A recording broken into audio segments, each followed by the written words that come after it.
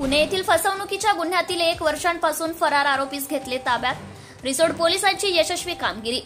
Police station Mundhwa police आयुक्तालय पुणे शहर येथे कलम 406, 420, 467, 468, 471, 34 भानवी प्रमाणे गुन्हा नोंद असून सदर गुन्ह्यातील मुख्य आरोपी नामे गणेश प्रकाश तनपुरे वय 33 वर्ष राहणार गौंढाळा तालुका रिसोड हल्ली मुक्काम पुणे याने एकाच फ्लॅटवर वेगवेगळ्या बँकांकडून बनावट दस्तऐवजांच्या आधारे अंदाजे 1,20,00,000 रुपयांचं कर्ज काढून बँकेची फसवणूक केलेली आहे.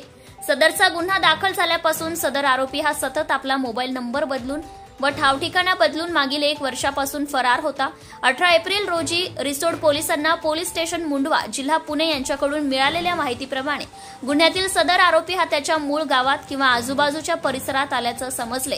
त्यानंतर सदर आरोपीची रिसोड पोलिसांनी गोपनीय माहितीच्या आधारे व तांत्रिक पद्धतीने माहिती घेऊन रिसोड पोलीस व पुणे पोलीस यांनी संयुक्तिक कार्यवाही करून शिताफीने आरोपी नामे गणेश प्रकाश तनपुरे यास ताब्यात घेतले व पुढील कार्यवाहीसाठी पुणे पोलिसांच्या ताब्यात देण्यात आले.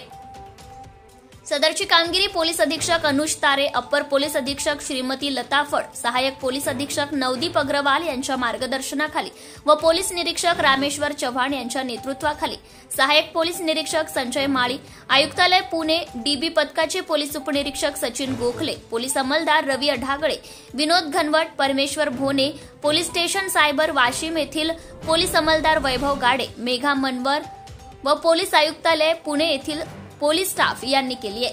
केशव गरकळ, धुमाकूळ, महाराष्ट्र न्यूज रिसोड प्रतिनिधी.